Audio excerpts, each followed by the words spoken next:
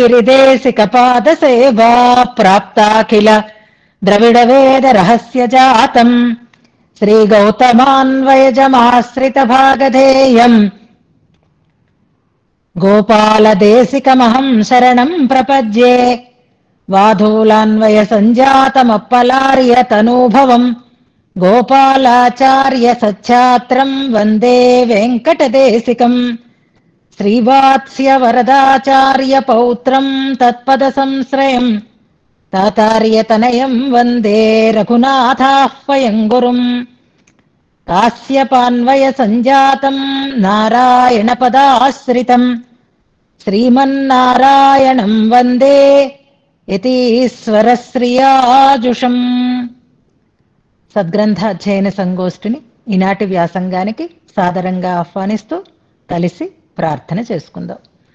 శ్రీపరాశర భట్టార్య శ్రీరంగేశ పురోహిత శ్రీవత్సాంకసుత శ్రీమాన్ శ్రేయసే మేస్తు భూయసే.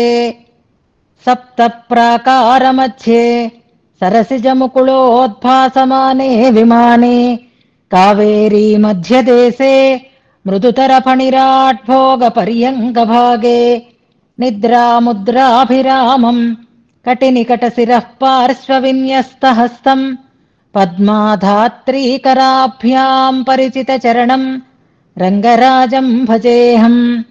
యద్బృందావన పండితం దధిరవైర్యత్తాండవం శిక్షితం యల్లక్ష్మీకరసౌఖ్య సాక్షి జలజ ప్రస్పర్థమానర్థయత్ యద్భక్తేష్వజలస్థలజ్ఞమపి యద్దూత్య ప్రసంగోత్సుకం తద్విష్ణోః పరమం పదం వహతు నః శ్రీరంగిణో మంగళం. శ్రీస్తనాభరణం తేజః శ్రీరంగేశయమాశ్రయే చింతామణిమివోద్వాంతం ఉత్సంగే అనంతభోగినః. ఈనాడు గోష్ఠికి స్వాగత వచనాలని తెలియజేస్తూ మొదటి ప్రయత్నంగా మనన తాంబూలాన్ని సమర్పించినటువంటి సునీతని మనసారా ఆశీర్వచనం చేస్తున్నాను. మొదటి తాంబూలమైన చాలా చక్కగా చేశారు, విషయాన్ని చక్కగా రాసుకున్నారు, శ్లోకానుసంధానం చక్కగా చేశారు, విషయాన్ని కూడా అందంగా ప్రజెంట్ చేశారు. శ్రీరంగ సునీత అంటే వాళ్ళ ఇంటి పేరు శ్రీరంగం అనుకుంటాను, చివరిలో చెప్పారు.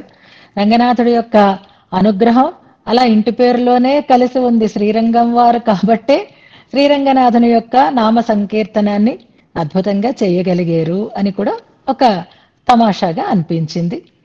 ప్రయత్నం చెయ్యండి తల్లి, మీలో శక్తి ఉంది, చాలా చక్కగా మంచిగా విషయాలను అందించగలిగేటటువంటి స్పష్టత ఉంది, విషయాన్ని అవగాహన చేసుకోగలిగేటటువంటి ఒక సమర్థత మీలో ఉంది, మళ్ళీ దాన్ని చెప్పగలిగేటటువంటి శక్తి మీకు భగవంతుడు ఇచ్చాడు అని ఈ మనన తాంబూల సమర్పణం ద్వారా మీరు నిరూపణ చేసుకున్నారు. నిన్న చెప్పుకున్నా, అంతకుముందు చెప్పుకున్నా ఎన్నో విషయాలని కూర్చుకుంటూ ఒక 2 నిమిషాలు ఎక్కువైనా సరే మొదటి ప్రయత్నం కాబట్టి నేనేమీ అనలేదు, అయినా చక్కగా విషయాన్ని వివరించారు. వివరించిన వాటిలో ఏ రకమైనటువంటి దోషాలు లేకుండా వివరించగలిగారు.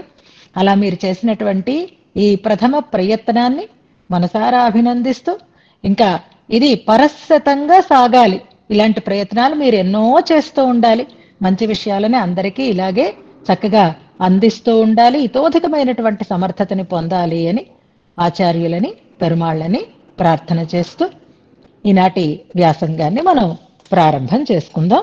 శ్లోకానుసంధానంతో పొన్న చెట్టు దగ్గర ఉన్న అక్కడి దాకా వెళ్ళి అక్కడి నుంచి ఎటు తిరుగుతామో దేన్ని సేవిస్తామో తెలుసుకుంటూ ముందుకు సాగుదాం. శ్రీవత్స చిహ్నమిశ్రేభ్యో నమ ఉక్తిమధీమహే యదుక్తయస్త్రయీ కంఠే యాంతి మంగళసూత్రతాం పూర్వేణ తాం తద్వదుదార నిమ్న ప్రసన్న సీతాసయమగ్ననాథాః పరాంకుశాజ్యాః ప్రథమే పుమాంసః నిషేది వాంసో దశమాందయేరన్ ఆధారశక్తిముపరి ప్రకృతిం పరేణ తాం కూర్మమత్ర ఫణినం పృథివీం ఫణాసు పృథ్వ్యాం పయోధిమధితన్నళినం విధాయ శ్రీరంగధామసు నివిష్టమభిష్టవాని పరేణ నాకం పురిహేమమయ్యాం యో బ్రహ్మకోశోऽస్త్యపరాజితాఖ్యః శ్రీరంగనామ్నా తమ పౌరుషేయం విమానరాజం భువి భావయామి.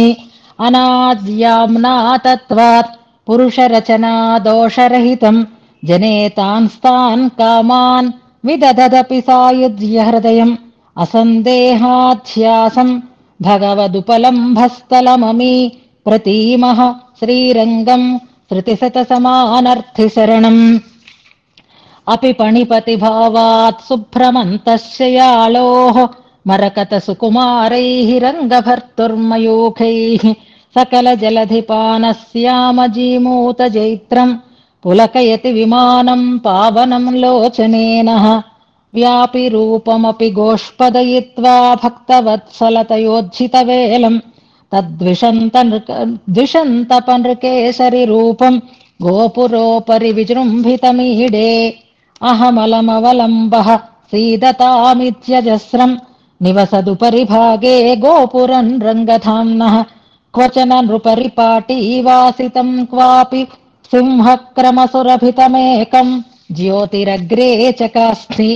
సంశోధ్య పావన మనోహర దృష్టిపాతైః దేవాయ మామపి నివేదయతాం గురూణాం. సవ్యోత్తరే భగవతోస్య కటాక్షవీక్షా పంక్తిం ప్రపద్య పరితః పరితో భవేయం. శ్రీరంగరాజకరనమృతసాఖికాభ్యో లక్ష్మ్యా స్వహస్తకలితశ్రవణావతంసం పున్నాగతల్లజ మహద్ అజస్ర సహస్ర గీతిసేకోత్థ దివ్య నిజ సౌరభం ఆమనామః. ఇంతవరకు మనం అర్థంతో అనుసంధానం చేసుకున్నాం. నిన్నటి శ్లోకంలో పున్నాగ వృక్షం దాని గురించి చెప్పుకున్న విశేషాలు ఇవన్నీ మననం ద్వారా మనం విన్నాం. ప్రతి అనుసంధానంలో శ్లోకాలలో మనం అలవరుచుకోవలసినటువంటి మంచి పద్ధతి ఏది అనేది కూడా మనం అన్వయం చేసుకుంటూ వెళుతున్నాం. అలాగే ఇవాళ నిన్నటి శ్లోకంలో ఒక పదం ద్వారా మనం ఏ మంచి అలవాటు చేసుకోవాలి అనే దాన్ని కూడా తెలుసుకుందాం. తర్వాత కొత్త శ్లోకాన్ని మనం ప్రారంభం చేసుకుందాం. నిన్నటి ఆ సమన్వయంలో వైకుంఠంలో ఉండేటటువంటి పరవాసుదేవుడు, శ్రీరంగంలో ఉండేటటువంటి రంగనాథుడు, ఆయన అవతరించి వచ్చినప్పుడు ఏ రూపంలోనే అయినా ఆయన వైభవాన్ని చెప్పే వేదం వస్తుంది. అలాగే రంగనాథుడైనప్పుడు వచ్చినటువంటి వేదం యొక్క రూపం ద్రావిడ వేదం. అందులో సామవేదం సహస్రగీతి అని మనం నిన్న చెప్పుకున్నాం. సామవేద ప్రియుడు పరమాత్మ, సామవేద గానం వింటూ ఉంటాడు. అందుకే ఇక్కడ కూడా అజస్ర సహస్రగీతి సేకోత్థం అని మనం విన్నాం. ఇందులో ఉత్థం అని ఒక పదం వినపడింది. సహస్రగీతి అంటే వేదంతో సమము అని అనుకున్నాము. అంటే వేదము అనే దాన్ని కూడా మనం తెలుసుకున్నాము. ఈ ఉత్థం అనేటటువంటి మాటని అలాగే వేదం అనేటటువంటి మాటని తెలియచేస్తూ సుందర బాహుస్తవంలో ఒక మంచి శ్లోకం ఉంది అని మనం చెప్పుకున్నాం. ఆ శ్లోకాన్ని కూడా మనం తర్వాత వివరించుకుందాం, కానీ గుర్తు చేసుకుందాం. సుందర బాహుస్తవంలో 65వ శ్లోకం ఆమ్నాయ కల్పలతికోత్థం అనేటటువంటి సుగంధి పుష్పం. ఆమ్నాయ కల్పలతికోత్థ సుగంధి పుష్పం. అద్భుతమైన శ్లోకం.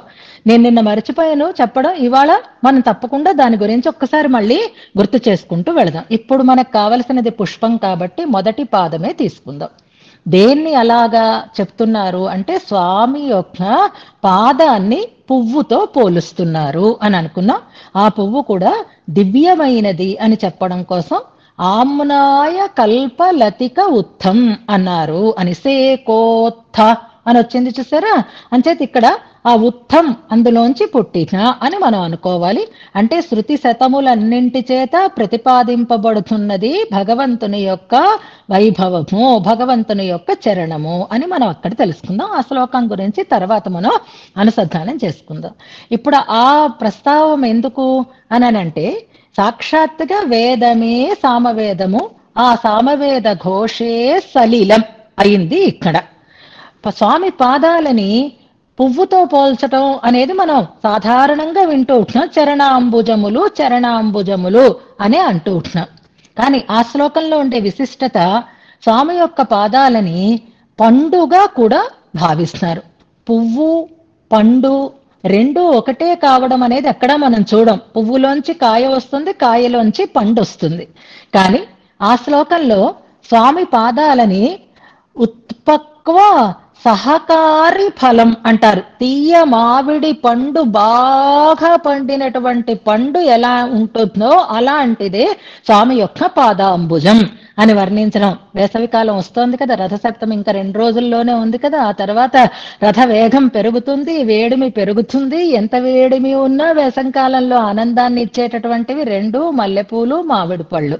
ఇవి 2 కాబట్టి ఆ మామిడి పళ్ళ రుచిలో ఈ వేసవి వేడిమిని మనం మరచిపోయి ఒక రకమైనటువంటి రసాస్వాదం చేస్తూ ఉంటామే.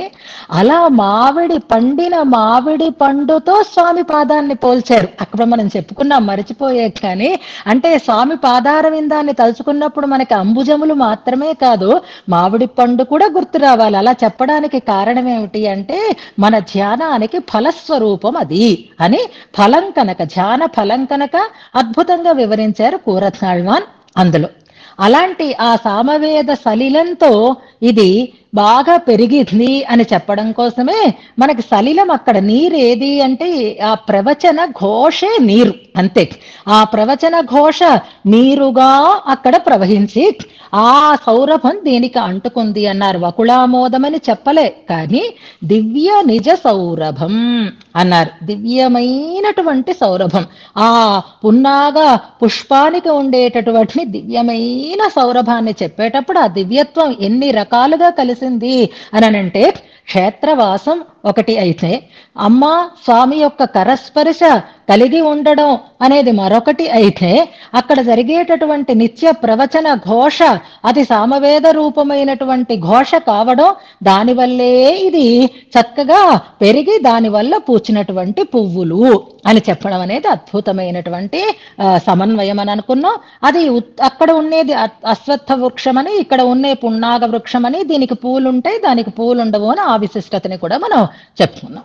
అందుకే అమ్మవారికి కూడా ఆ పూల మీద అపరిమితమైనటువంటి ఆదరం అని అనుకుంటున్నాం. ఆదరంతో ఆమె స్వయంగా తానే కోసుకొని దాన్ని శ్రవణావతంసంగా చేసుకుంటుంది అని చెప్పుకున్నాం మనం కదా. ఇక్కడ స్వహస్తకలిత అనే చోట మనం అన్వయం చేసుకుని అలవాటు చేసుకోవాల్సినటువంటి అంశం ఏది అనంటే, మనం చాలా సంపన్నులం అయి ఉండొచ్చు, లేదా శక్తిహీనులమైన అయి ఉండవచ్చు. కనుక మనం మన పనులు చేసుకోవడం కోసం పని వాళ్ళని పెట్టుకుంటాం, పని వాళ్ళ చేతే అన్ని పనులు చేయించుకుంటాం. పాతకాలానికి ఇప్పటి కాలానికి చాలా మార్పులు వచ్చాయి. నవిలి తినాలి మనం కాబట్టి నోట్లో ముద్ద కూడా వాళ్ళ చేత పెట్టించుకొని నవలడం వరకు మనం చేసేటటువంటి స్థితికి వస్తున్నాం. ఇప్పుడు నవిలేసి పెట్టేస్తే కూడా తినే రోజులు కూడా వస్తాయేమో, అంత ఆసక్తి కూడా మనకు వస్తుందేమో మనకి తెలియదు. ఎంగిలైనా పర్వాలేదు నేను నవలలేను అనుకునే స్థితి ఎలా ఉంటుందో ఇప్పుడు పని వాళ్ళ మీద ఆధారపడినటువంటి స్థితి కూడా అలాగే ఉంటుంది. కారణాలు ఏమిటి అనేది అనవసరం మనకి, కానీ పూర్తిగా వాళ్ళ మీదే మనం ఆధారపడి పనులు చేసుకుంటున్నాము. కానీ స్వహస్తకలిత అన్న చోట మనం భగవంతుడి విషయంలో చేయవలసినటువంటి ఏర్పాట్లని మన చేతులతో మనమే చేసుకుంటే మంచిది అనే విషయాన్ని ఇక్కడ గ్రహిద్దాం. అమ్మవారు ఆ పువ్వులని తానే ఎందుకు కోసుకుంటోంది అనంటే, ఆ పువ్వులకు ఉండేటటువంటి ఆ పవిత్రత అంతటిది. అవి ఆ నిత్యము తిరువాయుమొழிగా ప్రవచనాన్ని వింటున్నటువంటి చెట్టుకు పూచినటువంటి పువ్వులవి, ఆ ప్రవచన ఘోష రూపమైనటువంటి నీటితో పెరిగినటువంటి చెట్టుకి పూచినటువంటి పువ్వులు అవి. అందుకే అమ్మవారికి కూడా ఆ పువ్వుల మీద ఆదరతో అవి పని మనిషి చేత కోయించుకొని పెట్టుకున్నటువంటిది కాదు. అమ్మవారు జగత్ సామ్రాజ్ఞి ఆమెకి సైరంధ్రులు ఎంతో మంది ఉంటారు. కేశాలంకారం చేసి పుష్పాలు ముడిచేటటువంటి దాసీజనం దేవతాగణము యొక్క భార్యలే అద్భుతంగా ఉంటారే, కానీ తానే కోసుకోవటానికి ఆశపడింది అని అంటే ఆ వస్తువు మీద ఉండవలసినటువంటి ఆదరం, దాన్ని మనం స్వీకరించవలసినటువంటి తీరు, దాని గురించి చెప్తున్నారు. మనం పూజ చేసుకుంటాం, కానీ ఆ కుందులలో నూనె వేసో నెయ్యి వేసో వత్తి వెలిగి తడిపి అన్నీ రెడీ చేసే అంత వరకు కూడా పని వాళ్ళ మీద ఆధారపడిపోతున్నాం మనం. పాత్రలు కూడా ఇది వరకు మనమే శుద్ధి చేసుకోవాలి, ఇప్పుడు అవి కూడా తీసి బయట పెట్టి పని వాళ్ళ చేత శుద్ధి చేసుకుంటున్నాం. అన్నీ వాళ్ళే పని మనిషి స్నానం చేసేసి ప్రసాదం చేసేస్తే అప్పుడు మనం ప్రసాదం కూడా పెరుమాళ్ళకి ఆరిగంపు చేసేసుకునేటటువంటి స్థితులు లాంటి ఆలోచనలు మనకు వస్తున్నాయి. కానీ భగవద్ విషయకమైనటువంటి సేవ, నిత్య సేవ అంటే పాత్రలు మనమే శుద్ధి చేసుకుందాం, పువ్వులు మనమే సిద్ధం చేసుకుందాం, దీపానికి కావలసినటువంటి సరంజామాన్ని మనమే స్వయంగా సమకూర్చుకుందాం. ఉండొచ్చు మనకి వైభవం, కానీ ఇది మనం స్వయంగా చేసుకునేటటువంటి ఒక ఆదరం అప్పుడు కలుగుతుంది అనమాట. ఎందుకు అమ్మవారే కోసుకోవాలి అని అంటే, స్వామి కోసి పెట్టినా కూడా కాకుండా అమ్మ స్పర్శ కూడా ఆ చెట్టుకి కలగాలి, అమ్మకి ఆ పువ్వు మీద అంత ఆదరం ఉంది అని చెప్పేటోట స్వహస్త అనే పదాన్నే మనం తీసుకుందాం. ఈ చేతులతో మనం చేసుకునేటటువంటి అదృష్టం అదే అండి. కమలాక్షునర్చించు కరములు కరములు వింటున్నావా మనం, కానీ ఎలా మరిచిపోతున్నాం చూడండి, ఎంత ఒక భరన్యాసం చేసేస్తున్నామే మిగిలిన వారి మీద. వద్దు, దాన్ని ఇష్టంగా చేసుకుందాము అని అనుకుందాం ఒకటి.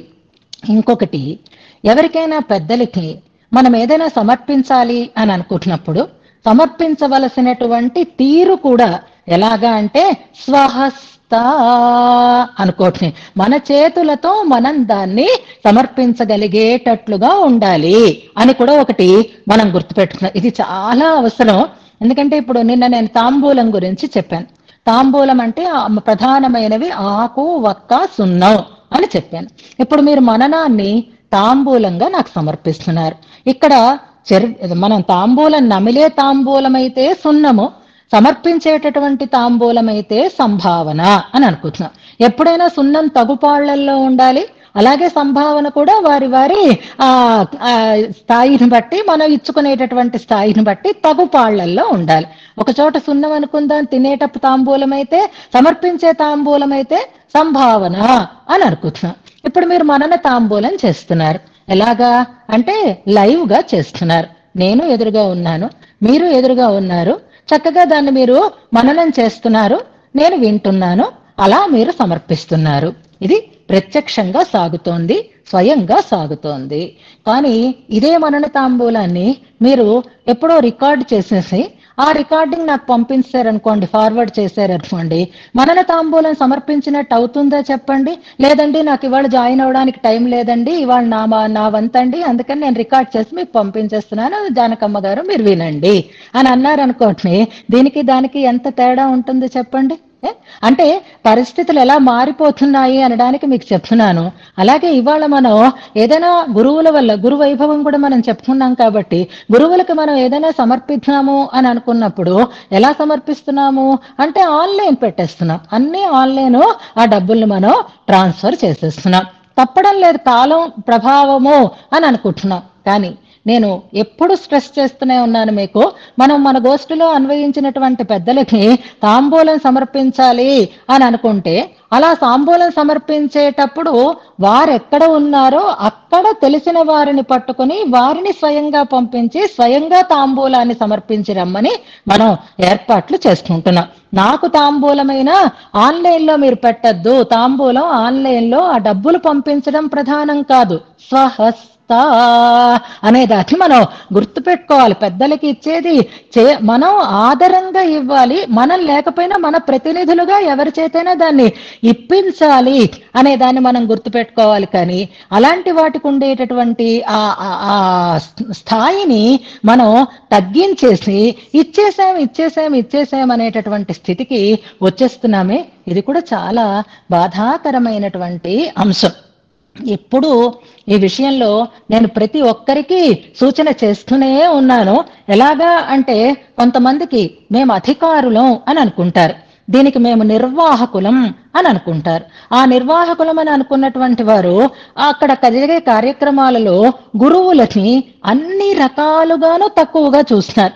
ఎలాగంటే ధనుర్మాసం లాంటి ప్రవచనాల విషయంలో కూడా ధనుర్మాస ప్రవచనానికి వాళ్ళు అడుగుతారు, రిక్వెస్ట్ చేస్తున్నారు, దాన్ని పెట్టించుకుంటారు. ఆ ధనుర్మాసంలో ఉదయం సాయంకాలం కూడా వారి ప్రవచనాలు వింటారు. కానీ చివరి రోజు వారికి స్వయంగా వచ్చి తాంబూలాన్ని సమర్పించడానికి తగినటువంటి సమయం లేదు అంటారు, మరిచిపోయేమో అని అంటారు. అంత నిర్లక్ష్యంగా ఉంటారు. అలాంటి వాళ్ళని కూడా నేను చూశాను. ఆ గురువులని చక్కగా వినియోగించుకొని, నెల రోజులు వినియోగించుకొని, ఉదయం సాయంకాలం కూడా వినియోగించుకొని, అదేదో తమ హక్కు అన్నట్టుగా అనుకుని ఆఖరి రోజు మాకు ఈ కార్యక్రమం ఉంది, ఆ కార్యక్రమం ఉంది, మరిచేపోయాం అని అంటారు. సరే, పొరపాటు ఎవరికైనా సహజమే. ఆ పొరపాటు చేసినందుకుగా ఇది సరియైన పద్ధతి కాదు, వెళ్ళి స్వయంగా మనం సమర్పించాలి పెద్దలకి, అది పద్ధతి అని చెప్పి అలా ఇస్తేనే తీసుకుంటామో లేకపోతే తీసుకోమో అని కూడా అన్నటువంటి గురువులు ఉన్నారు. తీసుకుంటే తీసుకోండి, లేకపోతే లేదు, మాకైతే తీరుపాటు లేదు అన్న వాళ్ళని కూడా చూశాను నేను. తీసుకోలేదా వాళ్ళ కర్మ, కానీ వచ్చి ఇచ్చేటటువంటి అవకాశం మాకు లేదు. అలా ఎన్నాళ్ళు కలుగుతుంది? తర్వాత అందరూ ఏమనుకుంటారో అని మళ్ళీ వాళ్ళకి ఆలోచన కలిగి మళ్ళీ ఆ గురువులనే ప్రాణం తీసి వాళ్ళనే మళ్ళీ రిక్వెస్ట్ చేసో వాళ్ళనే ఒత్తిడి చేసో మళ్ళీ అలాగే చేసి మళ్ళీ అదే నిర్లక్ష్యాన్ని చూపిస్తున్నారు. ఇది చాలా బాధాకరమైనటువంటి అంశం. అలా చేస్తున్న వాళ్ళని అది వాళ్ళ అలవాటు అని అనుకుని వదిలేకుండా వాళ్ళకి పదే పదే పదే పదే చెప్పినా వినకుండా అవమానం చేస్తూ ఉంటే ఆ గురువులు కళ్ళంట నీళ్లు పెట్టుకుని నెల రోజుల వ్రతం చేసి వెనక్కి తిరిగి వచ్చినటువంటి గురువుల్ని కూడా నాకు తెలుసు. అది ఎందుకంటే ఆ గురువు మనకి ఉపయోగపడడం మన అధికారం అనేటటువంటి ఒక ఆలోచనలో ఉంటారు. కానీ ఏ పనైనా మనం చెయ్యాలా, ఇతరుల చేత చేయించాలా అన్న చోట ఆ నిర్వాహకత్వంలో ఉండేటటువంటి అతిశయాన్ని చూపించాలి. నువ్వు వెళ్ళి ఇప్పుడు మనం చూస్తున్నాం అనుకోండి, పెద్దల ద్వారా మనం అందించాలి. మన జియర్ స్వామి వారి గురించి చెప్పుకున్నాం కదా, తిరుమల లాంటి చోట జియర్ స్వామి వారి చేతుల మీదుగా పెరుమాళ్ళకి ఆరాధన చేయించాలి అంటే ఆచార్యుల ద్వారా సమర్పింప చేయాలి పెరుమాళ్ళకైతే అని అక్కడ అనుకుంటున్నాం. మరి పెద్దలకి గురువులకి అయితే మనం ఎలా చేయాలి అని అంటే, మనం అందరికంటే ఎవరు అక్కడ అధికారం అతిశయమైనటువంటి స్థానంలో ఉన్నవాడు ఆయన కదా ఆ బాధ్యతను వహించాలి. కానీ దండలు వేయించుకోవడానికి మాత్రం అధికారులు అవుతారు. కానీ ఇలాంటి పద్ధతులను పాటించటానికి మాత్రం వాళ్ళకి ఆ బాధ్యత ఉండదు. ఇవి నేను కళ్ళారా చూశాను కాబట్టి అలాంటప్పుడు ఆ గురువుల యొక్క వేదన నాకు తెలుసు కనుక నేను ఇప్పుడు ఇక్కడ స్ట్రెస్ చేసి చెప్తున్నాను. కలిత అన్న చోట చక్కగా ఇప్పుడు మీరు గురువు వచ్చారు, మీరు తాంబూలం ఇవ్వలేదు, వారు స్టేషన్కి వెళ్ళిపోతున్నారు. ఇప్పుడు మీకు నౌకరికి ఇచ్చి ఆయనకి డబ్బులు ఇచ్చి వచ్చి అని పంపించారనుకోండి, అదేమైనా మర్యాదగా ఉంటుందో చెప్పండి? ఇవ్వకపోతే ఇవ్వకండి, కానీ ఇవ్వడానికి తగినటువంటి తీరు తెలుసుకోండి అని.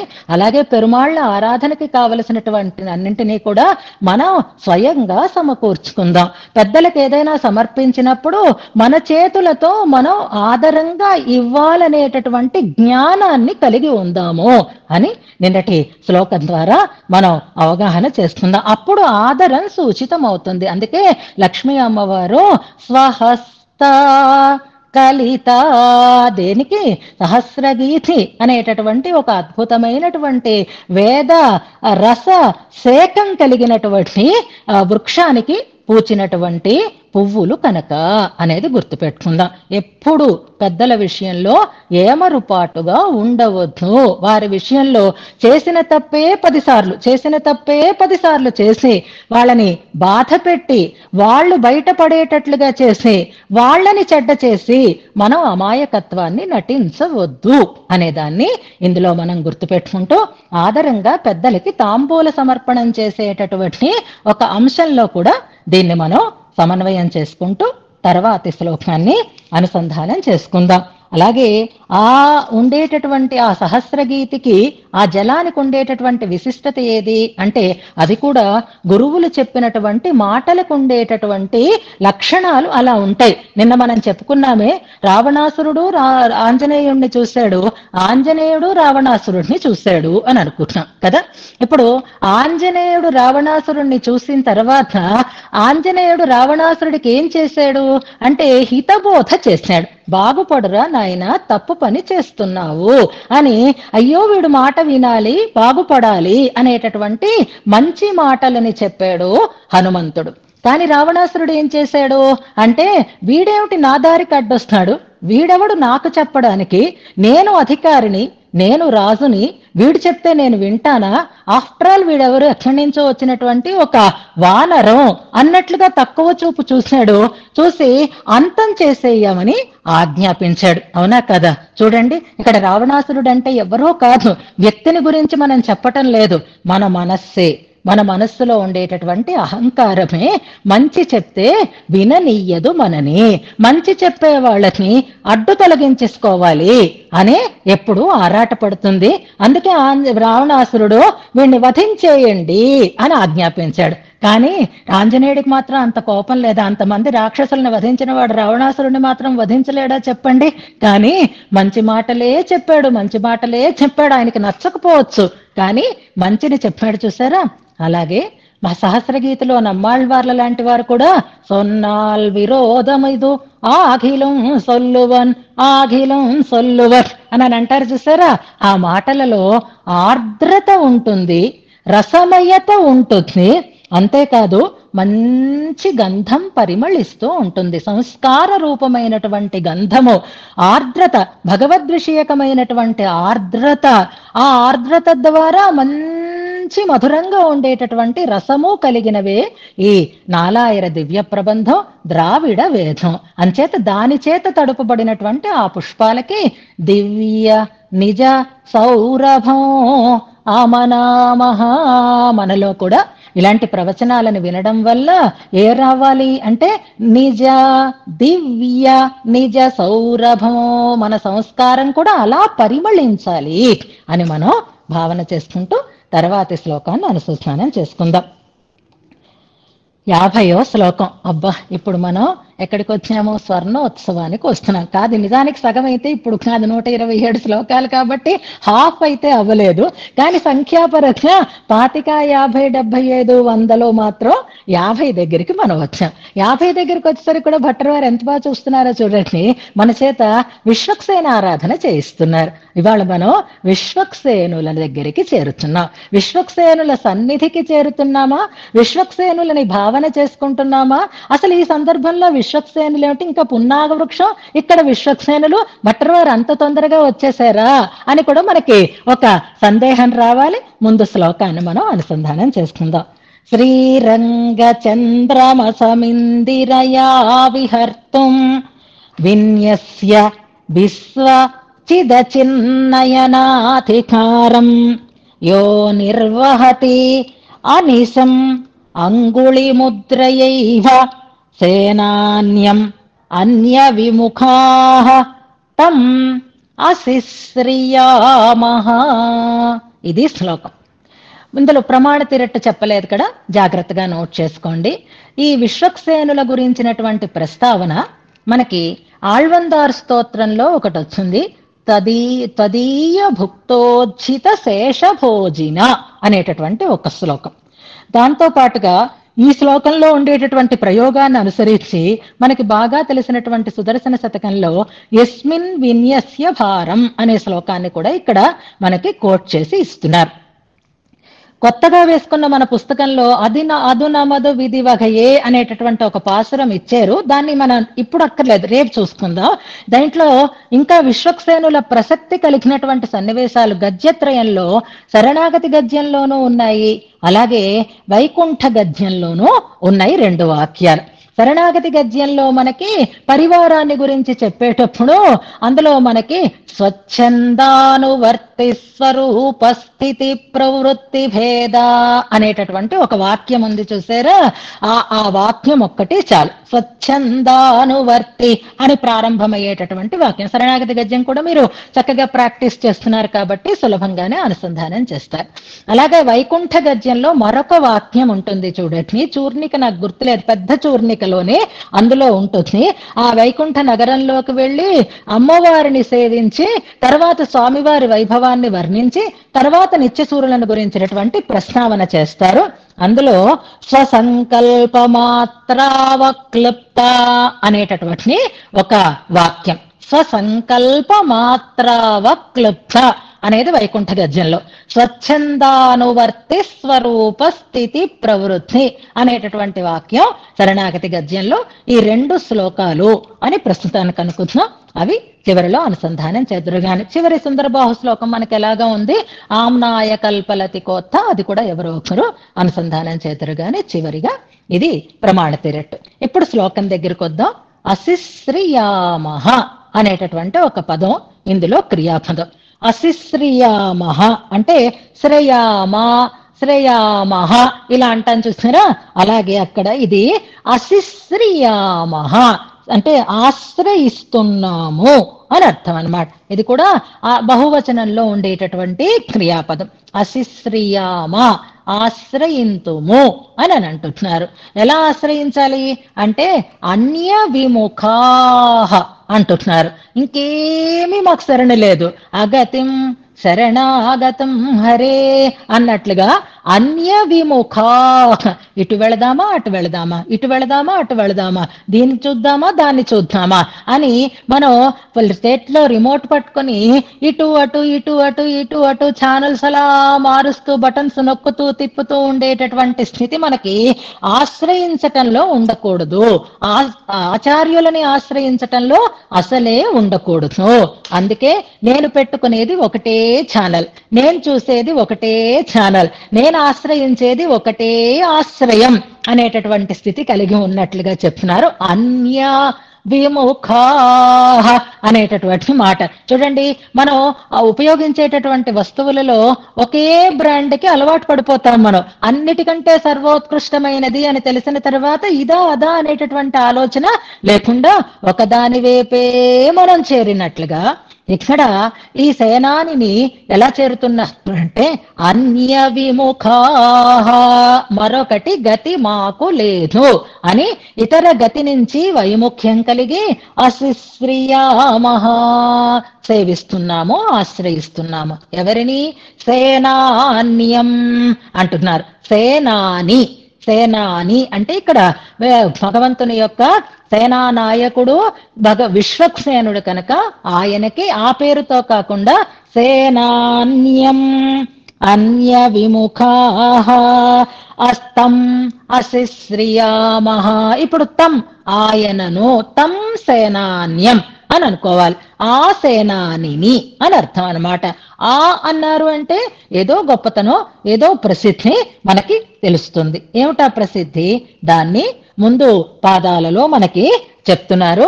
ఆయన ఎలా చేస్తున్నాడు? స్వామి సేవ నిత్యసూరి గణం కదా, అందుకని ఇక్కడ శ్రీరంగ చంద్రమసో, రంగనాథుడిని రకరకాలుగా రూపణ చేస్తారు అని అనుకుంటున్నాం. ఇంతకు ముందు కొన్ని రూపణలని మనం తెలుసుకున్నాం. చంద్రుడు అని, రాజు అని, భృంగము అని, చింతామణి అని ఇలా కొన్ని పదాలు మనం విన్నాం. ఇప్పుడు మళ్ళీ స్పష్టంగా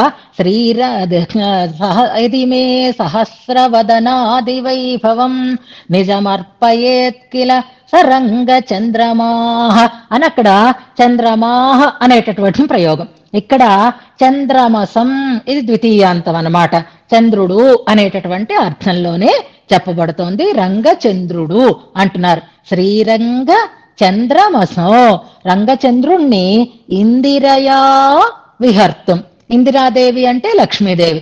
ఇందిరయా విహర్తం, ఇందిరాదేవితో హాయిగా విహరించటం కోసం. విన్యస్య ఉంచి అంటే హాయిగా ఉండు, నువ్వు నిశ్చింతగా ఆవిడ నువ్వు హాయిగా ఉండండి అమ్మ, నువ్వు నాన్నగారు హాయిగా ఉండండి, నేనంతా చూసుకుంటాను అని అన్నట్లుగా, లేదా కొడుకు కోడల్ని మీ ఇద్దరు నిశ్చింతగా తిరగండి, నేను నా బాధ్యత అంతా చూసుకుంటాను అని అన్నట్లుగా రెండు రకాలుగా చెప్పుకోవచ్చు. తర్వాత వివరణ చేసుకుందాం. విన్యస్య నియమనం చేసి అలా ఉంచి, విశ్వ చిదచిత్ నయన అధికారం. విశ్వం అంటే ఇక్కడ ప్రపంచము అని అర్థం కాదు, విశ్వము అంటే సమస్తము అని అర్థం. విశ్వ చిదచిత్ నయన అంటే చిదచిత్ నయనం అంటే ఈ మొత్తం ప్రపంచాన్నంతటినీ కూడా నిర్వహించటం. నయనం అంటే నాయకుడు అంటాం చూసారా, నడిపించుట అని అర్థం. దేన్ని నడిపించటం అంటే ఈ సృష్టిని నడిపించటం. విశ్వ చిదచిత్ నయన అధికారం, ఈ చేతనాచేతనముల యొక్క స్థితి బాధ్యతని అంతటినీ కూడా నిజానికి తర్వాత వాక్యాల్లో మనం చదువుకుంటే సృష్టి స్థితి లయములు అని కూడా అక్కడ మనకి తెలియచేస్తారు. అలాంటి అధికారాన్ని అంటే ఆ నిర్వహణ బాధ్యతని యహ నిర్వహతి ఎవరైతే నిర్వహిస్తున్నాడో అని అర్థం. యహ చిదచిన్నయనాధికారం విశ్వ చిదచిత్ నయనాధికారం నిర్వహతి నిర్వహిస్తున్నాడు అని అర్థం. అంటే టైం గ్యాప్ కోసం అలా ఆయన్ని ఉంచి భగవంతుడు ఏదో పనిచేసుకుని మళ్ళీ వస్తాడేమో అని అనుకోకండి. ఈ నయనాధికారాన్ని నిర్వహిస్తున్నది ఎప్పుడు అంటే అనిశం, ఎల్లప్పుడూ అని అర్థం అన్నమాట. అనిశం అంటే సదా, అజస్రం అనేటటువంటి పదం ఎలాంటిదో అనిశం అనేటటువంటి పదం కూడా అలాంటిదే. ఎల్లప్పుడూ కూడా అనిశం నిర్వహతి, సదా నిర్వహతి అని అర్థం అన్నమాట. ఎలా నిర్వహిస్తున్నాడు అంటే పని చెయ్యడంలో కూడా చాకచక్యం ఎలా ఉండాలి గుర్తుపెట్టుకోండి. ఎప్పుడైనా సరే పని చెయ్యొచ్చు, కానీ చేసిన పనిని సలక్షణంగా చెయ్యాలి, అవలీలగా చేయాలి, అశ్రమంగా చేయగలగాలి. ఆయన నిర్వహిస్తున్నాడు జగత్తును అంతటినీ అనంటే ఎలాగా అంటే అంగుళి ముద్రయైవా, ఇంకేమీ అక్కర్లేదండి, ఇలా పెడతాడు అంతే. చూడండి మనకి టీచర్ క్లాసులో ఇంతకు ముందు చిన్నమూడు వస్తుందంటే ముక్కు మీద వేలు అంతే, ఇలా వేసుకొని కూర్చోవడమే. మనం ఇలా కూర్చున్నాము అంటే క్లాస్ అంతటినీ అలా కూర్చోబెట్టేవారు చాలాసేపు. మన చిన్నప్పుడు మన అనుభవాలు ఇప్పుడు కాన్వెంట్ పిల్లలకి తెలియదేమో కానీ గవర్నమెంట్ స్కూళ్ళల్లో చదువుకున్న వాళ్ళకి తెలుస్తుంది. ఇలా చేతులు కట్టుకుని ఇలా పెట్టుకుని ఉండడమే అంతే. గురువు గారు చెప్పేంత వరకు ఇలా ఉండాల్సిందే అన్నమాట మనం. అలాగా అలా ముక్కున వేలు వేయించేటట్లుగా చేసేటటువంటి ముద్ర ఏది అంటే గురువు గారు అరవక్కర్లేదు, ఇలా అంటే చాలు అంతే. ఇది తర్జని ముద్ర అంటారు. విశ్వక్సేనులకు ఉండేటటువంటి ముద్ర అన్నమాట అదే. ఇలా అన్నారు అంటే చాలు, ఎవరు ఎవరు ఏ ఏ పనులు ఎలా చెయ్యాలో, ఎవరెవరు ఎక్కడ ఉండాలో, ఎవరు ఏ పరిధిలో ఉండాలో మొత్తమంతా నడిచిపోతూ ఉంటుందండి అంతే. నోరు పెట్టక్కర్లేదు, అరవక్కర్లేదు, మరొక ప్రవృత్తులు కలిగి ఉండక్కర్లేదు. తర్జని ముద్రయైవా, తర్జని ముద్రతో మాత్రమే. ఈ రకంగా చూస్తే పాపం చక్రం చాలా కష్టపడుతుందన్నమాట. కానీ మిగిలిన వాళ్ళందరూ కూడా పని చెయ్యాలి అంటే అవలీలగానే చేసేస్తున్నారు. విశ్వక్సేనుల యొక్క ముద్రని చెప్తున్నారు మనకి.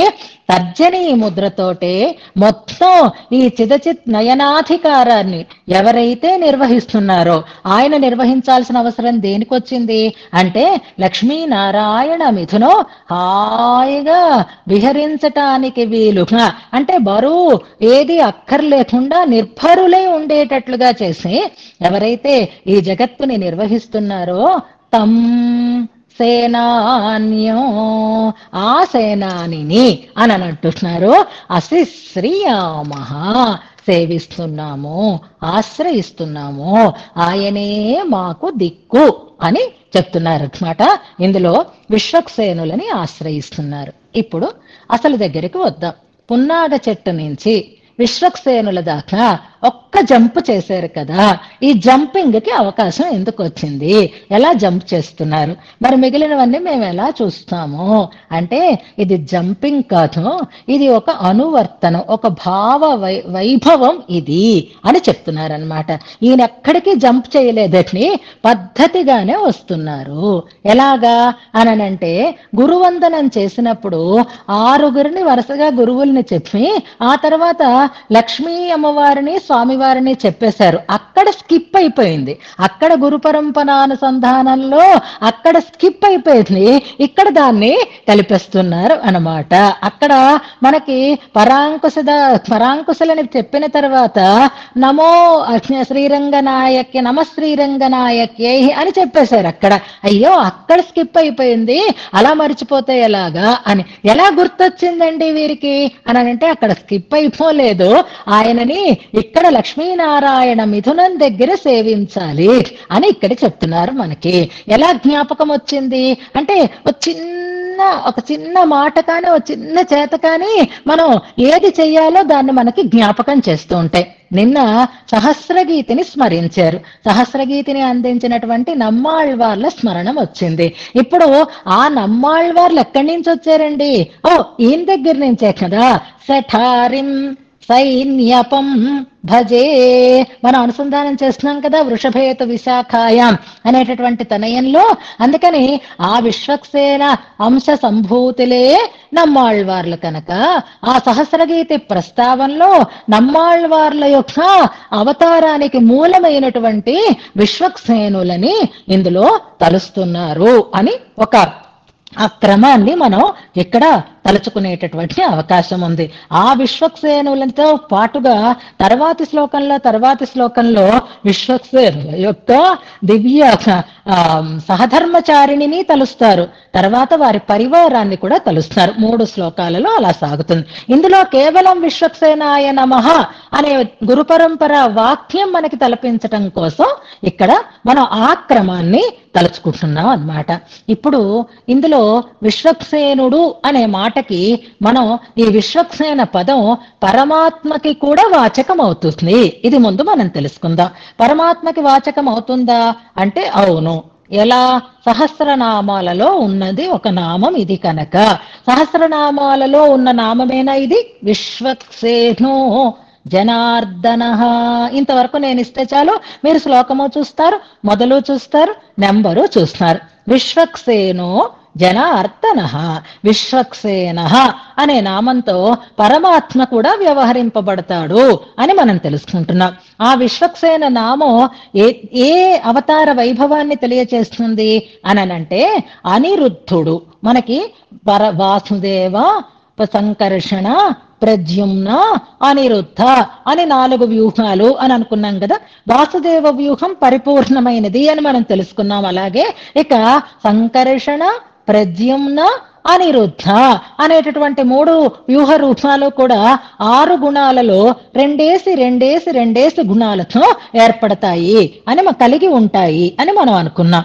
అందులో సంకర్షణుడు ప్రళయాన్ని చేస్తాడు, ప్రద్యుమ్నుడు సృష్టిని చేస్తాడు, అనిరుద్ధుడు స్థితిని నిర్వహిస్తాడు అని మనకి శ్రీ విష్ణు సహస్రనామ భాష్యంలో అక్కడ చాలా వివరంగా ఈ చతుర్వ్యూహాల గురించినటువంటి వివరణ, ఈ నామాల దగ్గర కూడా వివరణ మనకి కనిపిస్తుంది. యో నిర్వహతి అనిసం చిదచిన్నయనాధికారం అనే మాటను మనం ఇక్కడ తెలుసుకుంటూ ఉంటే అది అనిరుద్ధ వ్యూహము అని అనుకోవాలి. ఆ అనిరుద్ధ వ్యూహ రూపి అయినటువంటి గుడ్ సర్వగ సర్వవిద్భాను అనేటటువంటి శ్లోకం. నెంబర్ 1 పడితే నేను గుర్తించను అని చెప్పాను. తర్వాత ఇప్పుడు పాదం కూడా పెట్టారు కాబట్టి దాన్ని మనం తీసుకుంటున్నా, యాక్సెప్ట్ చేస్తున్నాం అన్నమాట. అందులో విశ్వక్సేనో జనార్దన అనేటటువంటి 2 మాటలు కూడా శక్తి తేజస్సు, షడ్గుణాలలో శక్తి తేజస్సులు వేరు కాబట్టి అందులో మనకి విశ్వక్సేన అనే పదం వస్తుంది. పరమాత్మ అనే అర్థం చెప్పుకోవాలి అంటే అక్కడ సేనాని అనే పదం ఇక్కడ మనకు వచ్చింది. సేన అంటే అర్థం ఏమిటో మనం తెలుసుకోవాలి. సేనాలో స అనే ఒక పదం, ఈన అనే ఒక పదం ఉంటుంది. అక్కడ నిరుక్తంలో అర్థం అలా ఇస్తారనమాట. ఈన అనే పదానికి అర్థం రాజు, పతి అని అర్థం అన్నమాట. చాలా అర్థాలు ఉన్నాయి అందులో. ఇన శబ్దానికి మన వ్యాఖ్యానంలో కూడా ఉంది, సూర్యుడు, రాజు, పతి అని అర్థాలు వస్తాయి. ఇక్కడ భగవంతుడు విశ్వస్య పతి, మొత్తం విశ్వానికి అంతటికీ పతి కాబట్టి ఇన శబ్దం ఆయనకి వాచకం అవుతుంది. ఆయనతో కూడిన వారు ఎవరైతే ఉంటారో వారు సేన అని చెప్పబడుతుంది. సేన అంటే రక్షకునితో కూడినది అని అర్థం అనమాట. అంతే కదా, సేన సేన సేన వానర సేన అన్నా, వానర సేనకు ఒక నాయకుడు ఉంటాడు కదా. అలాగే స ఈన అంటే ఇనుతో కూడిన, రక్షకునితో కూడిన అని అర్థం అనమాట. ఇనకులం అంటే అక్కడ వేరు, అక్కడ ఇనుడు అంటే సూర్యుడు అని అర్థం. అక్కడ ఇన శబ్దానికి ఇక్కడ అర్థాలు రకరకాలుగా చెప్పుకున్నాను చూసారా. సూర్యుడు అని అర్థం, రాజు అనే అర్థము, పతి అని అర్థం చెప్పుకున్నాను చూసారా. ఇనకుల తిలకుడు అని రామచంద్రుడి దగ్గర చెప్పేది సూర్య వంశంలో పుట్టినవాడు అని, అక్కడ ఇన శబ్దం సూర్యుడు అనే అర్థానికి వాచకం అవుతుంది. ఇప్పుడు ఇక్కడ మనం చెప్పుకుంటున్నటువంటి ఇన అనే శబ్దం రాజు లేదా పతి అని అర్థం. పతి అనే అర్థంలో తీసుకుంటే పతి అంటే భర్త, విశ్వానికి పతి. పతిం విశ్వస్య అనేటటువంటి వేదవాక్యం మనకి చెప్తుంది.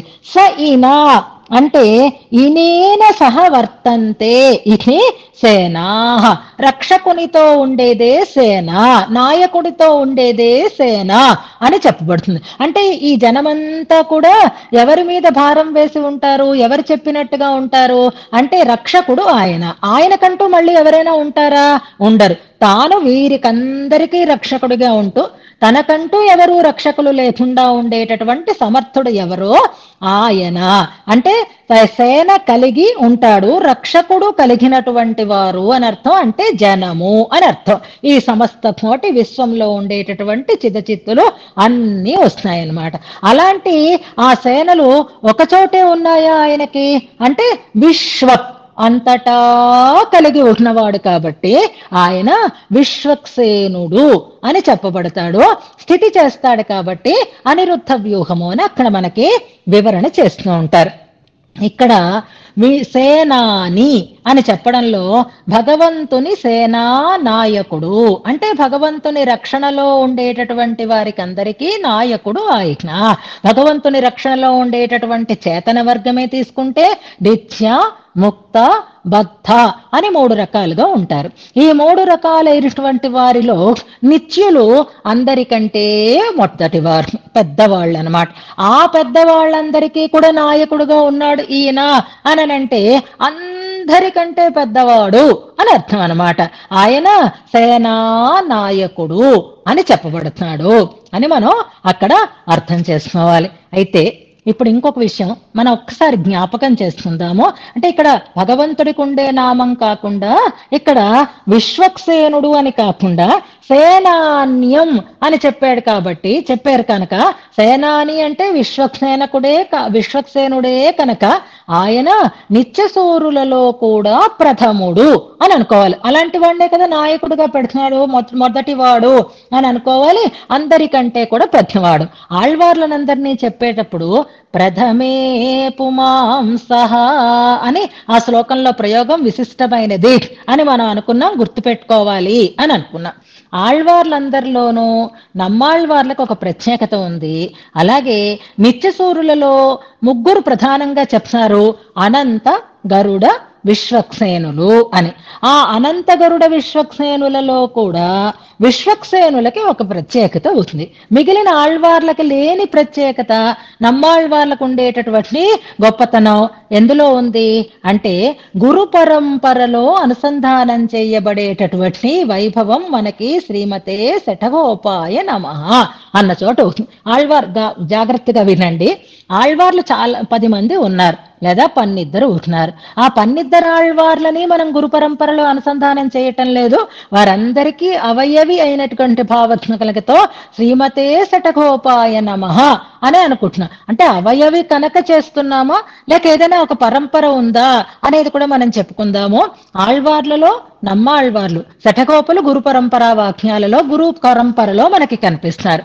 అలాగే అనంత, గరుడ, విశ్వక్సేనులు వీరు నిత్యసూరి వర్గానికి ప్రథములు అయి ఉంటారు. వీళ్ళలో కూడా గరుడు మనకి లేడు గురు పరంపరలో, అనంతుడు మనకి కనిపించడు గురు పరంపరలో. అనంత రూపులైనటువంటి రామానుజులు ఉండొచ్చుగాక, కానీ అనంత గరుడులకి లేని ఒక విలక్షణత్వం ఎవరికి ఉంది అంటే విశ్వక్సేనులకి ఉంది. అందుకే శ్రీమతే శటగోపాయ నమః తర్వాత శ్రీమతే విశ్వక్సేనాయ నమః అంటాను చూసారా. అంటే వీరెవరనమాట, గురుస్థానాన్ని పొంది ఉన్నటువంటి మహానుభావులు. నిత్యసూరుల్లో గురుస్థానీయుడు, గురుర్గురుతమః అని మనం చెప్పుకున్నప్పుడు గురువు అనేటటువంటి ఒక విశిష్టత మనకు వస్తుంది. గుర్తుందా లేదా మర్చిపోయారా? శ్రీ అని ఎందుకుంటుంది, శ్రీమన్ అని ఎందుకుంటుంది, శ్రీమతే అని ఎందుకుంటుంది ఈ వాక్యాలలో అనే విషయాన్ని మనం చెప్పుకుంటే, శ్రీమతే అనేటటువంటి పదంతో కూడి ఉన్నటువంటి గురువులు ముగ్గురు అని మనం చెప్పుకున్నాం. శ్రీమతే రామానుజాయ నమః, శ్రీమతే శటగోపాయ నమః, శ్రీమతే విశ్వక్సేనాయ నమః అని మనం ముగ్గురికి ఉంటుంది అని అనుకున్నాం. వాళ్ళలో మనం విశదతర విశదతమ జ్ఞాన భక్తులు తెలియబడతాయి అని అక్కడ మనం చెప్పుకున్నాం. అలా ఈ ముగ్గురికే ఉండేటటువంటి జ్ఞాన భక్తులు విశదతమములు అని ఎందుకు చెప్పబడతాయి అంటే కూడా మనం చెప్పుకున్నాము.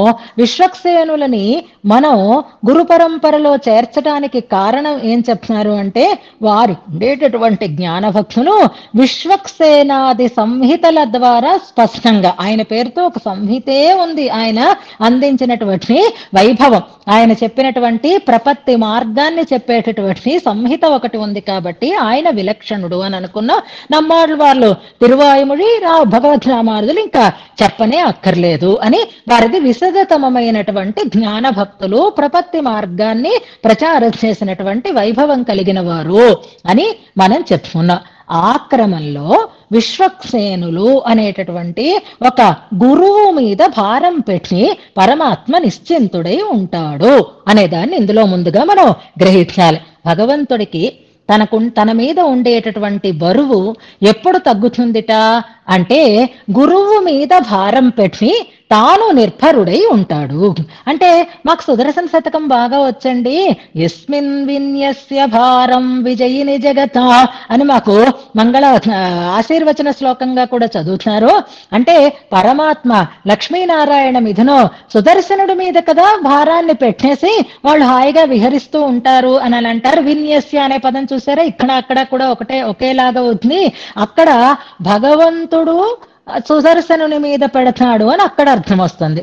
ఇక్కడ ఈయన విన్యస్య భగవంతుణ్ణే విహరించటానికి నియమనం చేసి అప్పుడు ఈయన అధికారాన్ని నిర్వహిస్తాడు అని అంటున్నారు కదా. అంటే సుదర్శనాళ్వానా లేక విశ్వక్సేనులా అని ఒక సందేహం మనకి మళ్ళీ కలిగేటటువంటి అవకాశం ఉంటుంది. అప్పుడు మనం ఇందులో స్వచ్ఛందానువర్తి అనే శ్లోకం దగ్గర చెప్పుకున్న విషయాన్ని గుర్తు చేసుకోవాలి. ఇప్పుడు మిగిలిన నిత్యసూరులు ముగ్గురు, అంటే దీనికి సమాధానం ఏది అని అంటే, భగవంతుని అభిమతానుసారంగా వారు భగవంతుడు నియమించినటువంటి సంకల్పానికి అనుగుణంగా సేవలు అందిస్తూ ఉంటారు అనడంలో సుదర్శనుని మీద పెడతాడు లేదా ఆయన విశ్వక్సేనుడు వహిస్తూ ఉంటాడు అనడంలో వైరుధ్యం ఉండదు అని చెప్తారు. విశ్వక్సేనుడే జగత్తుని నిర్వహిస్తాడు అని చెప్పడం కోసం యామునాచార్యుల వారి శ్లోకాన్ని మనం గుర్తు చేసుకుంటే, త్వదీయ భుక్తోచ్చిత శేష భోజినా త్వయా నిసృష్ట ఆత్మభరేణ యథా భగవంతుడే విశ్వక్సేనుని మీద ఆత్మభారాన్ని పెట్టి ఉన్నాడు అనే మాటని అక్కడ చెప్పి, ఈయన ఎలా చెప్తే దాన్ని అలా ఆమోదిస్తూ ఉంటాడు స్వామి అని మనకి అందులో చాలా స్పష్టంగా తెలియచేస్తారు. అయితే ఆళ్వందార్లు మనకి మరొక చమత్కారాన్ని కూడా చూపించారు. ఆయనకు ఆళ్వందార్లు కానీ ఎవరైనా కానివ్వండి అనంత గరుడ విశ్వక్సేనాదులని గురించినటువంటి ప్రస్తావన చేస్తూనే ఉంటారు. అందులో మనకు ఆళ్వందార్ స్తోత్రం బాగా తెలుసు కాబట్టి మొట్టమొదట నివాస శయ్యాసన పాదుకాంసుక అనే శ్లోకం ద్వారా ఆ అనంతుణ్ణి ప్రస్తావన చేశారు. తర్వాత దాసఖావాహనమాసనో అనేటటువంటి శ్లోకం ద్వారా గరుడుని యొక్క వైభవాన్ని తెలియచేశారు. తర్వాత త్వదీయ భుక్తోజ్జిత శేష భోజిన అనే శ్లోకంలో విశ్వక్సేనుల యొక్క వైభవాన్ని చెప్పారు కదా. అంటే వరస అలాగే వచ్చింది, అనంత, గరుడ, విశ్వక్సేన. కానీ రామానుజుల వారికి వాక్యంలో ఎలా ఉంటుంది? శేష, శేషాసన, గరుడ ప్రముఖ అంటారు. అక్కడ విశ్వక్సేనుడు మధ్యలోకి వచ్చేస్తాడు. మరి మధ్యలో ఉంటాడా, చివరిలో ఉంటాడా, మొదట్లో ఉంటాడా? అందరికంటే పెద్దవాడు అని చెప్పారు కదా, అందరికంటే ఇష్టమైన వాడు అని మీరు గుర్తించండి అని మనకి ఆళ్వందార శ్లోకంలో ప్రియేణ సేనాపతినా అని ప్రయోగిస్తారు చూసారా. అది గుర్తుపెట్టుకుందాం మనం. అనంతుడికి ఆ విశేషణం లేదు, గరుడునికి ఆ విశేషణాన్ని ప్రయోగించలేదు ఆళ్వందార్లు.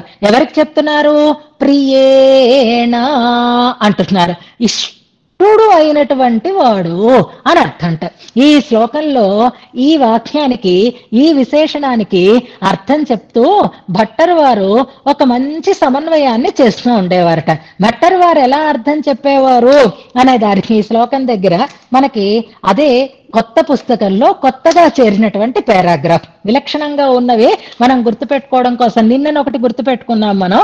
ఇవాళ పేజ్ నెంబర్ 203, 202, 203 చూడండి.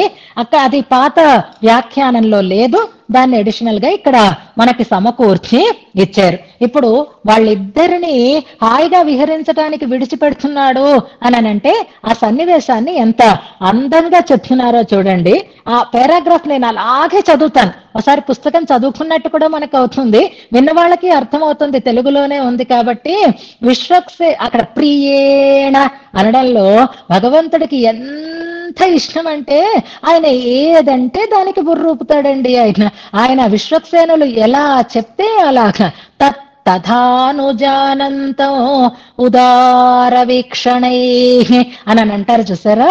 అది ఎలాగా అని అంటే విన్యస్యామి, ఇద్దరు హాయిగా ఆనందాన్ని అనుభవించండి అని కదా ఈయన చేసుకుంటున్నాడు అని అంటారు. చూడండి 202లో చివరి పారాగ్రాఫ్ దగ్గర నుంచి మనం వద్దాం.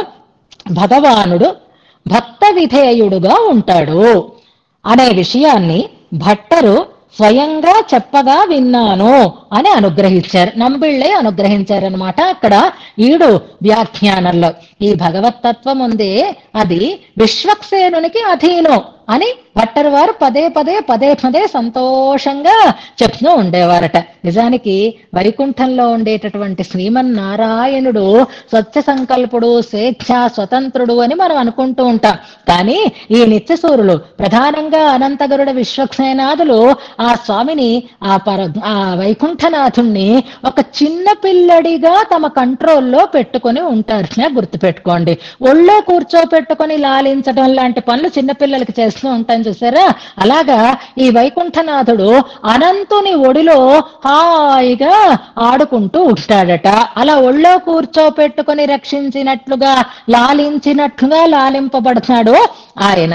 కిందకి దిగి ఆడుకుంటూ ఉంటే కొంచెం భయపెట్టాలి కదా, అలా బెత్తంతో భయపడుతూ ఉంటాడట ఈ విశ్వక్సేనుడు. ఎక్కడికైనా బయటికి ఇష్టం వచ్చినట్టు పరిగెడుతూ ఉంటే ఆపుతారు చూసారా, తర్జని ముద్రతో కానీ లేదా బెత్తం చూపించి కానీ. అలా ఈ విశ్వక్సేనుని బెత్తానికి, తర్జనికి భయపడి తనకి ఈ స్వేచ్ఛని తగ్గించుకుని వీళ్ళకి అనుకూలంగా సంచరిస్తూ ఉంటుంది ఆ భగవత్తత్వం అని అంటారు. అంటే భయపడి అంటే ఇష్టం లేదా, కేవలం భయమేనా ఉంది అంటే ఆ సన్నివేశాన్ని అందంగా ఇందులో చెప్తున్నారు చూడండి. విశ్వక్సేనుడు పంచుకాన్ని ధరించి, సేనాపతి కదండి, సేనాపతి తాలూకు ఆహార్యాన్ని మనకు చూపిస్తున్నారు. ఇవాళ విశ్వక్సేనుడిని మనం ఒక మంచి గొప్ప సేనా నాయకుణ్ణి చూసినట్లుగా చూడాలన్నమాట. విశ్వక్సేనుడు అంటే సేన కలిగిన వాడు అన్నప్పుడు మనం ఈ మధ్యనే పరేడ్ చూసాం కాబట్టి జనవరి 26న ఆ పరేడ్ లో ఆ నాయకుడు ముందు నడుస్తూ ఉంటే వెనకాతల వాళ్ళు చక్కగా కవాతు చేస్తూ ఎలా నడుస్తూ వెళతారో అలా విశ్వక్సేనుడు ముందర ఉంటారు. మనం అందరం విశ్వ చిదచిత్తులన్నీ కూడా ఆ రకంగా ఆ రకంగా వాటిని అనుసరిస్తూ ఉంటారు. పంచుకాన్ని ధరించి శిఖను ముడి వేసుకుని, వైష్ణవ సేనాని కదండి, అందుకని అక్కడ కూడా ఆయనకు కూడా శిఖనే చూస్తున్నారు. అంటే నంబిళ్ళయ్య లాంటి ఆచార్యుల యొక్క భావన ఇంత అందంగా ఉంటుంది అనమాట. శిఖని ముడి వేసుకుని చేతిలో రాజదండాన్ని ధరించి, ఆ సేనానాయకులు ఏదో పట్టుకుంటారు కదా చేతిలో వాళ్ళు ఆయుధాన్ని, అలా పట్టుకుని సభలో ప్రవేశించగానే, ఏ సభలో? వైకుంఠ సభలోకి ప్రవేశించాడు. ఎవరు? విశ్వక్సేనుడు. అంతవరకు సభలో లక్ష్మీదేవితో పాటు స్వైరంగా సంచరించే స్థితిని మానివేసి, అంతవరకు వాళ్ళ ఆవిడతో శ్రీభూనీళాదేవులతో హాయిగా కొంచెం ఈజీగా కదులుతూ కంఫర్టబుల్ గా ఉంటాడు ఆయన స్వేచ్ఛగాను. పరమాత్మ భగవానుడు లక్ష్మీదేవితో కూడా సింహాసనంలో ఒక మూల ఒదిగి ఉండగా ఆయన ఇప్పుడు స్ట్రైట్ అయిపోతాడు, అలర్ట్ అయిపోతాడు, అటెన్షన్ అన్నట్లుగా ఈ సేనానాయకుడు లోపలికి వచ్చేసరికల్లా, సభలోకి వచ్చేసరికల్లా లక్ష్మీదేవితో పాటు ఆయన అటెన్షన్ లోకి వచ్చేస్తాడనమాట. అప్పుడు విశ్వక్సేనుడు అది గమనిస్తాడు. విశ్వక్సేనుడు, అరే ఇంతవరకు హాయిగా ఉన్నారు, నేను వచ్చేసరికి అలర్ట్ అయిపోతున్నారు, వాళ్ళ ఆ రస అనుభవానికి నేను అడ్డొస్తున్నాను, పానకంలో పుడకలా ఉన్నాను అని అనిపిస్తుందట విశ్వక్సేనుడికి. వేగం వెళ్ళిపోవాలి అని అనుకుంటున్నాడు. ఇప్పుడు చూడండి, కొత్తగా పెళ్ళైన వాళ్ళు హాయిగా ఉంటే మధ్యలో ఎవరైనా ఇంట్లో పెద్దవాళ్ళు వెళితే వాళ్ళైతే మర్యాదగా అలర్ట్ అవుతారు, కానీ వీళ్ళకి అనిపిస్తుంది అయ్యో మనం ఎందుకు వచ్చాం, వాళ్ళిద్దరూ హాయిగా ఉన్నారు కదా అని అనిపించినట్లుగా విశ్వక్సేనుడు గమనిస్తాడు. పోనీ రాకుండా ఉండొచ్చు కదా అంటే, లేదు, సంతకాలు తీసుకోవాలి, జీవోలు పాస్ చేయాలి, ఆయన అక్కడ ముద్ర ఉండాలి, అక్కడ చిన్న చిన్న మార్పులు చేసుకోవాలి, ఒకసారి ఆయనతో చెప్పి అందులో మార్పులు చెయ్యాలి. అందుకని విశ్వక్సేనుడు అనుకుంటాడట, నేను దివ్య దంపతుల ఆనందానికి పానకంలో పుడకలా కాకూడదు అనే భావంతో జగత్తును నిర్వహించటానికి ఆవశ్యకమైనటువంటి విషయాలని వేగంగా సంగ్రహంగా భగవానుడికి విన్నపిస్తాడు. ఎంత అందమైన సన్నివేశం కనిపిస్తోందో చూడండి మనకి.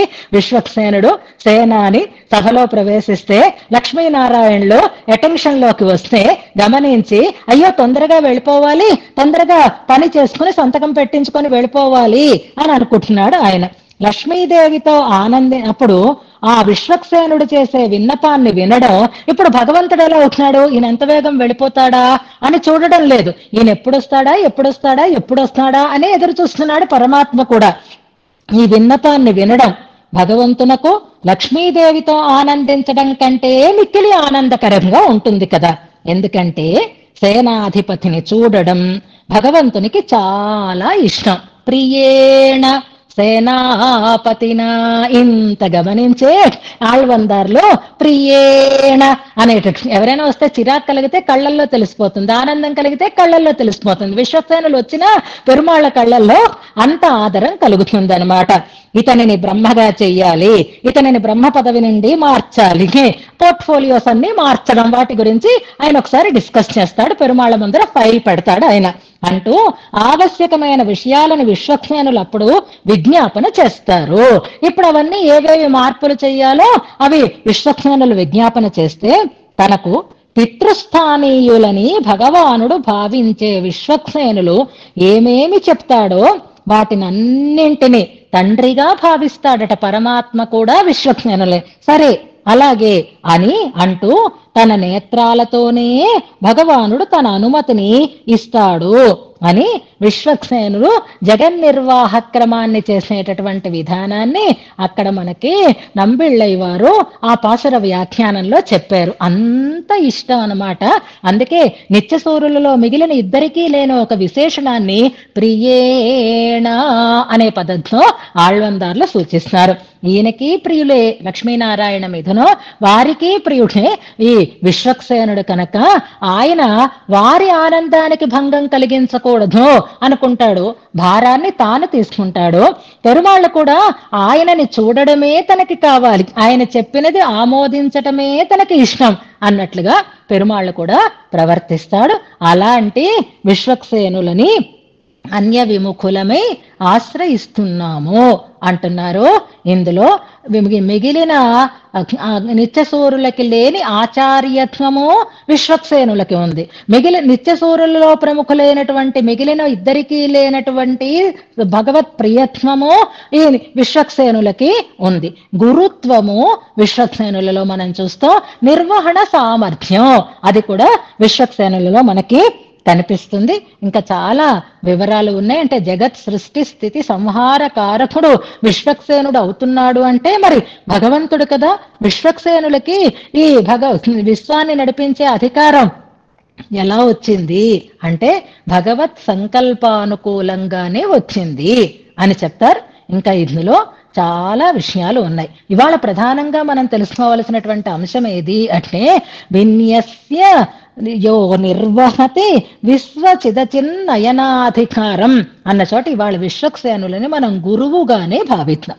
ఆ గురుస్థానంలో ఉండేటటువంటి వారి మీద ఈ ఈ మొత్తం ఈ చేతనాచేతనుల యొక్క నిర్వహణ భారాన్ని భగవంతుడు ఉంచి తాను నిశ్చింతుడై ఉంటాడు. అంటే గురువు మీద భారం పెట్టిన తర్వాత భగవంతుడికి భారం తగ్గుతుంది. ఎలాగైతే రంగనాథుడు ఉభయ విభూతి నిర్వాహకత్వాన్ని భగవద్ రామానుజులకి సమర్పించాడో అలాగే వైకుంఠనాథుడు ఈ విభూతి నిర్వహణాన్ని ఎవరికి ఇచ్చాడు అంటే అది సృష్టి చిదచిన్నయనాధికారాన్ని విశ్వక్సేనులకి అందించాడు అంటారు. అలా ఎప్పుడైతే అందించాడో మరి ఇంకా వాళ్ళు ఎలా చేస్తారో వీళ్ళు ఎలా చేస్తారో అనేటటువంటి కంగారు లేకుండా నిశ్చింతులై ఉండాలి అనేటటువంటి ఒక అంశాన్ని ఇందులో మనకి చెప్తూ గురువుగా భావిస్తూ అక్కడ చెయ్యనటువంటి వందనం ఇక్కడ చేస్తున్నారు.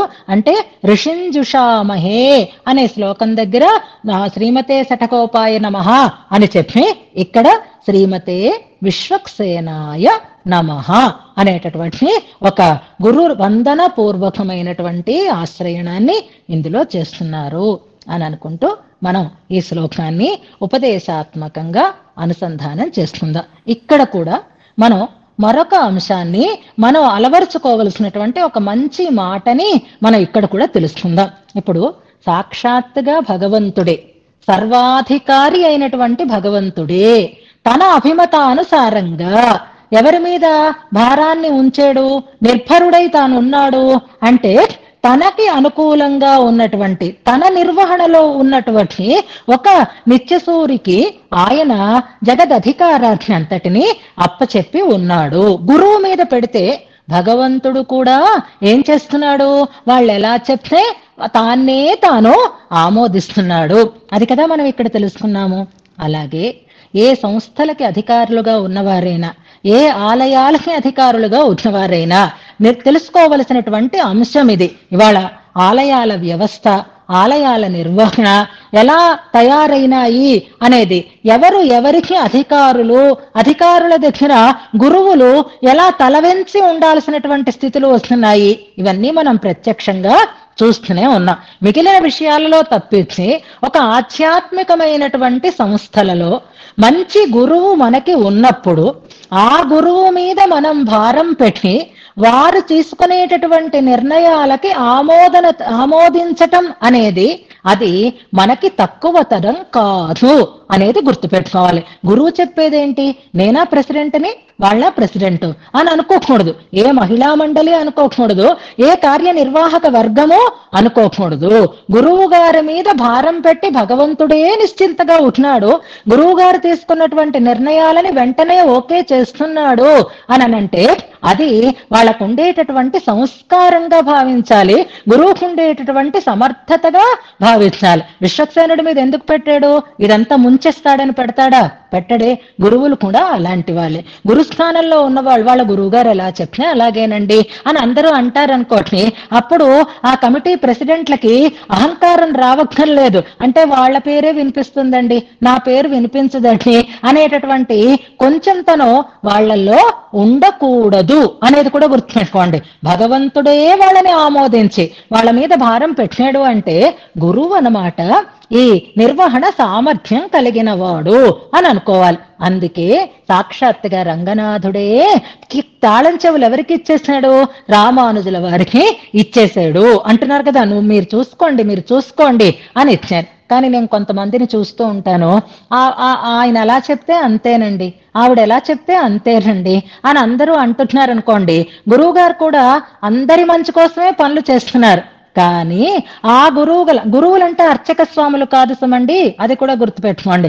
అర్చకులు వేరు, ఆచార్యులు వేరు. ఇది కూడా కన్ఫ్యూజ్ అయిపోతూ ఉంటాం మనం. అర్చకుడు ఇంకా జీతం తీసుకుని పనిచేస్తాడు, అప్పుడు కొంచెం అధికారికి లొంగి ఉండాల్సినటువంటి పరిస్థితి కూడా ఉంటుంది. అర్చకులు కూడా ఇష్టం వచ్చినట్టు వ్యవహరించడానికి తగినటువంటి అవకాశం లేదు. కానీ గురువులు అలాంటి వాళ్ళు కాదు, ప్రతిఫలాపేక్ష లేకుండా. ఇప్పుడు వశిష్ఠుడు ఉన్నాడు, దశరథుడు ఉన్నాడు. వశిష్ఠునికి ఏం జీతం ఇస్తారని? ఆయన పురోహితుడు, ఆయన గురువు అయినాడు, ఇక్ష్వాక కుల గురువు అయినాడే. వశిష్ఠుడు, విశ్వామిత్రుడు ఇలాంటి వాళ్ళందరూ అర్చక స్థానీయులు కాదు, ఆచార్య స్థానీయులు అయి ఉంటున్నారు. అలాగే మన భగవద్ రామానుజులు కూడా అర్చకులు కాదు, ఆచార్య స్థానీయులు అయి ఉన్నారు. చూసినారా? ఈ అర్చకులు ఆచార్యులు కూడా మళ్ళీ తేడా వచ్చి ఆ అర్చకులు కూడా నానా రాజకీయాలు చేస్తూ ఉంటారు. ఆచార్యులకు ఎంత సంభావన ఇస్తే మాకు కూడా అంతే సంభావన ఇవ్వాలి అంటారు. వాళ్ళు నేర్చుకున్న శాస్త్రం వేరు, వీళ్ళు నేర్చుకున్నటువంటి శాస్త్రం వేరు. రకరకాల రాజకీయాలు జరుగుతాయి. నేను అన్నీ చూశాను. అన్ని రకాలైనటువంటి ఆటుపోట్లని నేను పొంది ఉన్నాను. అన్ని రకాలైనటువంటి అవమానాలని కూడా నేను సహించి ఉన్నాను. కాబట్టే చెప్తున్నాను. ఎందుకు మనలో అహంకారం వస్తుంది అని అంటే, ఆవిడ ఏది చెప్తే అదేనండి అని అందరూ అంటున్నారు అనుకోండి, అప్పుడు మనలో అహం లేస్తుందన్నమాట. అరే, అంత చేత కాని వాళ్ళమా, మనం ఆవిడ చెప్పినట్టు వింటామా, లేదా మనం ఆయన చెప్పినట్టు వింటామా? ఇదొకటి బాగా ప్రసిద్ధి అయిపోయింది. అక్కడ వాళ్ళని అడ్డు తొలగించేసుకుందాం, ఇప్పుడు పేరు మనకే వస్తుంది. ఎంత కష్టపడ్డా మనకు అసిస్టెంట్లుగానో మనకి పర్సనల్ సెక్రటరీలుగానో వాళ్ళు పనిచేస్తే పర్వాలేదు. కానీ వాళ్ళు చెప్పినట్టు మనం వింటామో అనేటటువంటి మాట వచ్చింది అంటే అది సహించలేమో, అహంకారం పెరిగిపోతుంది. అలాంటి వాళ్ళని దూరం చేసేసుకుంటాం. అలా చెయ్యకూడదు అని భగవద్నుడు గురు పరంపరలో ఉన్నటువంటి విశ్వక్సేనులకి ఆ అధికార బాధ్యతని అంతటినీ ఇచ్చి తాను హాయిగా విహరిస్తున్నాడు అని అంటారు. అంచేత ముఖ్యంగా అధికారులు గుర్తించాల్సినటువంటి అంశం ఇందులో మనకి స్పష్టంగా తెలియచేస్తోంది. హాయిగా నిర్భరంగా ఉండండి, మీ బిజినెస్లు మీరు చేసుకోండి, మీ పనులు మీరు చేసుకోండి. మంచి గురువులు ఉన్నారు, శాస్త్రజ్ఞులు, వాళ్ళు చక్కటి ఒక సూచనలు చేస్తారు. వాటిని పాటించవచ్చు, వాటిని ఆమోదించవచ్చు. వాటిలో వేలు పెట్టి కలకాల్సినటువంటి అవసరం ఎవరికి లేదు. అలా గురువులని తక్కువ చేసి గురువుకి కూడా నేనే అధికారిని అనుకునేటటువంటి భావం ఉండకూడదనే భగవంతుడు కూడా దాన్ని ఆచరణలో చూపిస్తున్నాడు అనే విషయాన్ని ఈ శ్లోకం ద్వారా మనం గ్రహిద్దాము. మన ప్రవృత్తి కూడా ఆచార్యుల విషయంలో అలాగే ఉండాలి అని ఆశిస్తూ ఉపదేశాత్మకంగా ఈ శ్లోకాన్ని అనుసంధానం చేసుకుందాం. సునీత. శ్రీరంగ శ్రీ